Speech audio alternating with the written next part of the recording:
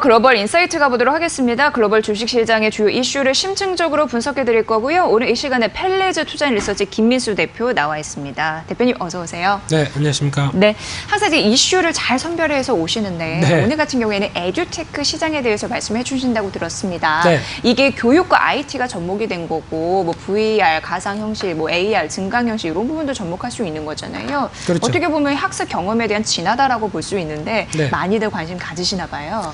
네, 예. 또 에듀테크라고 하는 또 생소할 수도 있는 단어가 나오기 시작하는데 네. 쉽게 말씀드리면 에듀케이션과 테크놀로지 그렇죠. 합쳐서 에듀테크라고 보시면은 일단 또 교육 시장에 IT가 결합됐다라고 보시는 게 맞을 것 같고요.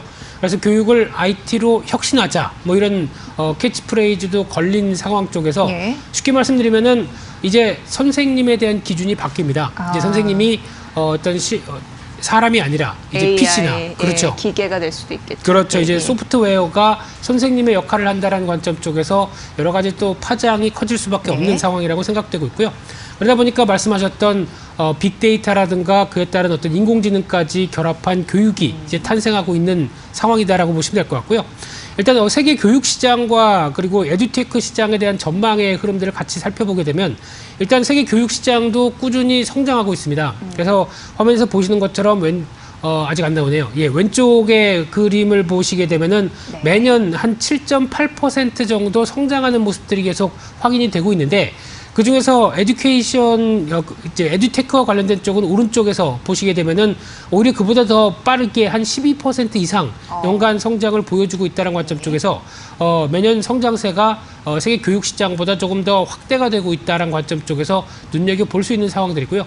그만큼 4차 산업혁명과 관련된 여러 가지 기술의 발전들이 여러 가지 저희 피부로 와닿고 있다라는 관점 쪽에서 해석하는 게 맞다고 봐야 될 것 같고요. 그런 쪽에선 당연히 중국과 미국이 활발하게 투자를 벌이고 있다라고 보시면 될 것 같은데 중국 같은 경우도 교육열이 상당히 높죠. 네, 그러다 보니까 이에 따른 반영과 함께 글로벌 에듀테크의 투자를 50% 가까이 하고 있다라는 관점 쪽에서 상당히 눈길이 가고 있다고 보시면 될 것 같고요. 마찬가지로 인도와 유럽 같은 경우도 에듀테크의 벤처 캐피탈 규모가 각각 7억 달러, 5억 달러 되는 수준이라고 하다 보니까 상당히 투자를 많이 하고 있다라고 보시면 될 것 같고요. 그래서 이 에듀테크에 대한 투자가 어떤 식으로 이어지느냐라고 했을 때 그에 대한 여러 가지 변화를 한번 보시게 되면요. 특히 지금 앞서 말씀드렸던 것처럼 인공지능이 교사와 어떤 챗봇의 역할을 한다라는 관점 쪽에서 일단 여러 가지 변화가 나오고 있고요. 그 밖에 온라인 공개 수업들 그리고 교실이 이제 필요가 없는 상황들이죠. 게다가 이제 또 VR, AR, MR까지 기술이 같이 결합되고 디지털 교과서가 또 각광을 받게 되고 또 이제 컴퓨터로 학생과 똑같은 아바타를 구현하면서 디지털 트윈이라고 얘기합니다. 그러다 보니까 이제 어떤 학생이 없어도 이런 부분들을 시험 삼아서 학생들이 어떻게 반응을 하겠다 이런 쪽까지 확인하고 있는 절차도 같이 이어질 수 있는 부분들인데요. 그래서 봤을 때 이제 세 개로 요약이 될 수 있는 상황들인데 가장 첫 번째는 실감화라고 볼 수 있는 상황들이고요. 그래서 가상현실 공간으로 교육 콘텐츠를 끌어낸다라는 쪽에서 이제 물리적 제약이 없어집니다. 말씀드렸던 교실이라는 부분들이 없어지고요. 두 번째로는 연결화라고 볼 수 있는 상황들인데 이제 어떤 사물 인터넷 관련된 쪽에 연결을 시키다 보니까 이제 어떻게 보면 빠른 피드백이 가능하다라는 관점으로 볼 수 있을 것 같고요. 또 하나는 지능화라고 보게 되면은 말씀드렸던 이제 AI 기반의 여러 가지 인공지능 튜터가 역할을 한다라고 볼 수 있는 상황들이고요. 그렇게 됐을 때 이제 업계의 동향들을 한번 살펴보게 되면은 일단 가장 눈여겨볼 수 있는 게 구글입니다. 구글 같은 경우 지능형 클라우드 소프트웨어 G 스위트를 활용하고 있고요. 거기다가 학습 관리 시스템인 구글 클래스룸까지 학교에 연결하고 있다는 쪽에서 먼저 여러 가지 어떤 역할을 크게 하고 있는 상황들이고요. 두 번째 마이크로소프트 같은 경우도 이제 오피스 기반의 학습 공유 서비스 오피스 365 에듀케이션이 무료로 배포되고 있고요.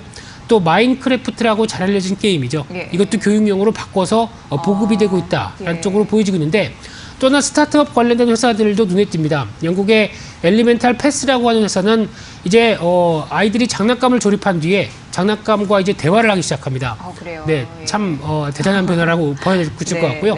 이게 이제 현실화되는 쪽으로 나오고 있고 게다가 스웨덴의 휴버트 인공지능 같은 경우는 일단 지금 말하기를 몇 번 시도하게 되면은 AI가 알아서 그다음 후속 질문을 던지게 되는 그런 어떤 맞춤형 학습이 가능하다라는 네, 쪽도 눈여겨볼 수 있는 상황들이고요. 국내도 여러 가지 동향들이 그대로 또 눈여겨볼 수 있는 상황들인데 가장 먼저 또 지금 AI 쪽에 가장 투자를 많이 하고 있는 회사 중에 하나가 카카오입니다. 예. 카카오 같은 경우도 이번에 카카오 키즈가 영어 교육 전문 기업 야나두라고 아시죠? 네. 광고에서 봤어요. 그렇죠. 예. 뭐 조종석 씨 예. 그리고 마동석 씨도 같이 어떤 특이하더라고요. 그렇죠. 예. 이 회사가 합병을 했습니다. 그러니까 쉽게 말씀드리면 카카오 키즈가 약간 주도가 돼서 이를 합병을 했다라고 볼 수 있는 상황들인데요. 두 회사의 합산 매출이 한 700억 정도까지 되는데 내년에 이 교육 콘텐츠를 300억 정도 투자를 하겠다고 하다 보니까 이 얘기되는 이제 AI 기반의 러닝 서비스까지 추진한다. 그렇게 되면 국내에서도 활발하게 이런 에듀테크가 앞으로 본격적으로 나올 가능성이 높다라는 쪽에서 좀 더 주목할 필요가 있다. 이렇게 보여지고 있습니다. 네. 지금 교육을 IT로 혁신하자라고 하는 에듀테크 시장이 급성장을 하고 있다고 하는데 미국, 중국, 뿐만 아니라 글로벌 다양한 국가 정부에서 관심을 갖고 있고 우리나라 특히 또 교육열 심하잖아요. 그렇죠. 높잖아요. 네. 아무래도 관심사가 높아지지 않을까. 산업적인 트렌드 저희가 분석해드렸으니까 에듀테크 또 관심주도 잘 보시면 좋을 것 같습니다. 자, 두 번째 이슈로 넘어가 볼게요. 글로벌 1위의 스포츠 용품 기업 업체인데 나이키 다들 아실 겁니다. 그런데 이 나이키가요. 직접 판매를 강화한다라는 전략을 내걸고 있습니다. 나름 생각이 있어서 이러는 거거든요. 그렇죠. 왜일까요? 네, 이제 아마 나이키는 저희가 보통 보게 되면 온라인몰이나 아니면 편집샵이라고 그러죠. 네. 네, 뭐 ABC 마스나 뭐 레슨모아 이런 데서 네, 네, 네. 나이키 신발을 살 수 있었는데 네. 앞으로는 점점 더 힘들어질 것 같습니다. 그러니까 나이키 그러니까 그게 좀 특이해요. 그렇죠. 직접 매장에서만 이제 구매할 수 있는 쪽으로 바뀌지 않을까 그렇게 바라보고 있는 상황들인데요. 예. 그래서 이제 나이키가 이제 전략을 변화해서 지금까지 한 3년 동안 같이 협업해 오던 온라인 스토어 아마존과 판매를 중단하기 시작을 했고요. 그러다 보니까 온라인과 오프라인 멀티숍도 말씀드렸던 것처럼 이제 점진적으로 축소를 할 걸로 보여지고 있고요. 게다가 이제 국내에서도 레스모어 같은 경우도 한 내년 6월 이후에는 나이키와 거래를 종료를 할 걸로 보여집니다. 그러면 레스모어 입장 쪽에서는 좀 타격이라고 볼 수 있는 상황들이죠. 예. 그런 쪽으로 봤을 때 이 나이키의 연도별 직접 판매 비중을 한번 살펴보게 되면은 보통 저희가 다이렉트 투 커스터머, 그래서 D2C라고 얘기합니다. 그래서 이쪽이 지속적으로 증가를 하면서 지금 올해 같은 경우 30%가 넘어가는 비중으로 나오고 있고요. 아마 한 3년 뒤 2022년도 가게 되면은 40% 이상으로 전망을 하다 보니까 점점 더 나이키가 직접 내가 알아서 판매하겠다. 네, 이런 네. 관점들이 높다고 봐야 될 것 같고요. 특히 이익률이 개선되면서 이어지는 변화와 함께 자체 온라인 매출 비중도 10% 가까이 된다라는 쪽으로 보게 되면 일단 약간 돈 되는 거 우리가 더 챙기겠다. 이런 입장이라고 보시면 될 것 같고요. 그래서 이제 나이키의 그럼 전략의 의도가 무엇일까라고 네, 살펴보게 네. 되면 아마 타 브랜드도 거의 이런 식으로 가지 않을까 생각 들고 있는데 앞으로요. 예, 일단 실적 호조가 되면서 자신감이 높아졌고요. 브랜드 가치도 강화됐다는 쪽으로 볼 수 있는데 화면을 보시게 되면은 지금 최근에 실적과 매출과 그리고 어떤 시가총액 흐름들이 나오고 있는데 9년 만에 각각 매출은 한 110% 그리고 시가총액은 250% 가까이 늘었습니다. 실적이 좋아지다 보니까 주가가 올라가는 현상도 같이 나오고 있고요. 게다가 또 인터브랜드가 발표하는 브랜드 가치도 한 9년 만에 140% 늘어났다라고 하게 되면 지금 따라 움직이는 아디다스가 글로벌 2위로 보여지고 있는데 아디다스의 글로벌 브랜드 성장세보다 더 나이키가 빠르게 성장하고 있다는 쪽에서 자신감이 높아졌다고 봐야 될 것 같고요. 게다가 말씀드렸던 수익성이 늘어나는 모습들과 함께 브랜드 관리도 직접 해야겠다라는 부분들인데 일단 중간 유통망이 없다 보니까 수수료가 줄어들죠. 그렇죠. 그러다 보니까 수익성이 좀 더 늘어날 수밖에 예, 없고요. 예, 예. 특히 전문 나이키샵에서 고객들과 접점을 갖게 된다라고 하게 되면 어떤 브랜드 이미지에 향상되는데 좀 더 어떤 도움을 될 수밖에 없다라는 쪽으로 바라보고 있고요. 또 하나 이제 나이키라는 플랫폼을 충분히 확대하겠다라는 의도가 상당히 높다고 봐야 될 것 같습니다. 그래서 단순하게 제품만 판매한다라는 부분들은 지향을 하는 쪽으로 보여지고 있고요. 특히 누적되는 소비자 데이터라든가 이런 부분들을 빅데이터로 활용해서 이제 개인 맞춤형 마케팅과 서비스로 활용할 수 있겠다라는 전략들이 높고요.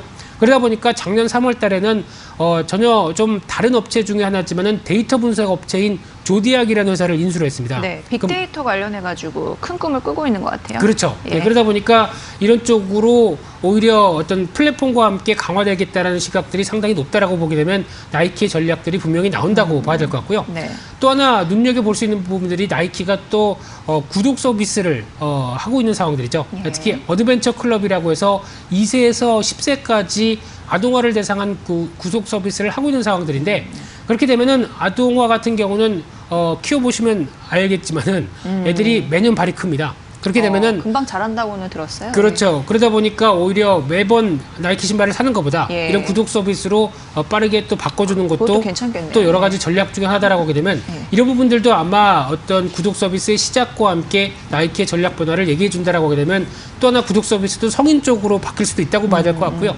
그런 관점 쪽에서 여전히 기대감이 높다는 관점 네. 쪽에서 전략적인 부분들도 체크하셔야 될 것 같습니다. 네. 그러니까 나이키가 직접 판매를 하겠다라고 한 겁니다. 장기적인 성장 동력으로 이게 맞다라고 판단을 한 겁니다. 어찌됐건 브랜드에 대한 자신감이 있었기 때문에 이게 가능한 거죠. 네. 예, 그런 부분에서 잘 살펴보시면 좋을 것 같고요. 브랜드 이미지 향상에 과연 결과적으로 도움이 될 수 있을지 여러분도 잘 눈여겨보시면 좋을 것 같습니다. 나이키 스포츠 용품 글로벌 1위 업체에 대한 생산 전략에 대해서 그리고 브랜드 전략에 대해서 만나봤습니다. 글로벌 인사이트 함께 했고요. 펠리즈 투자인 리서치 김민수 대표의 분석으로 들으셨습니다. 잘 들었습니다. 고맙습니다. 감사합니다.